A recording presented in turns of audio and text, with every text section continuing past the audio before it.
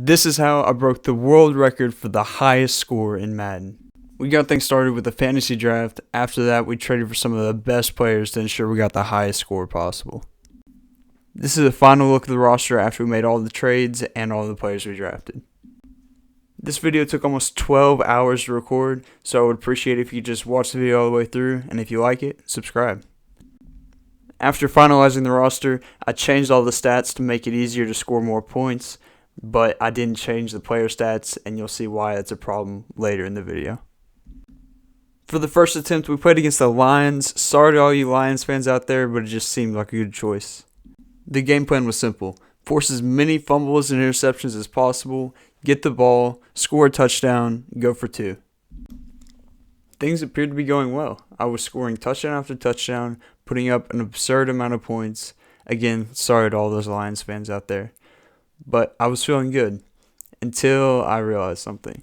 We put up over 300 points, and there was no sign of the score limit. In previous Madden games, there was a score limit of 255. I assumed at some point in the game, the score would just stop counting, like in previous Madden games. Clearly, I was wrong. At this point, it was already the fourth quarter, and I was running out of time to break the game. But one thing was clear. If there was a score limit, I was not going to be able to reach it in this game. There were only a few minutes left, so I finished up the game, putting up 417 points with 1,179 passing yards and 1,057 rushing yards. I even forced 28 turnovers. While these stats were good, it was clear I needed to do much better if I wanted to break the world record for the most points scored in Madden. It felt like the whole game was just a waste of time, but I did learn one thing. It was going to take a lot more than just a stacked team to break the score limit. At this point, I knew I would have to come up with a whole new strategy to score even more points. So, I started attempt number 2. I decided the best way to score the maximum amount of points would be to get 2 separate controllers and control both teams. I know this kind of takes the skill out of the game, but the point of this is not to show my skill because I honestly suck at the game, but the point is to see if there's a score limit in the game. My original plan was to force turnovers for one team and get easy one-play touchdowns with the other. While this seemed like a good idea, my plan soon changed when I realized I couldn't just force turnovers as easy as I expected to. So, I loaded out of the game and into another. This time, I thought I had a plan that was foolproof. The plan this time was to kick it into the end zone, return the kick outside the end zone, and then come back into the end zone, causing a safety. Then kicking it to the other team and repeating the same process, causing both teams to get safeties over and over again, running up the score. But there were a few problems with this plan. First of all, I was only scoring 2 points at a time, and every time I got a safety with one team, I'd have to get a safety with the other team just to get the ball back. Second of all, it took way too much time off the clock. Every second of the game wasted is more points I could have scored in the game. So I needed to find the fastest and most reliable way to score without running too much clock. After thinking for a while, I thought I finally figured it out. I would kick it off to one team, running it out of the end zone, and then diving back in for a safety, trying to waste as little time as I possibly could.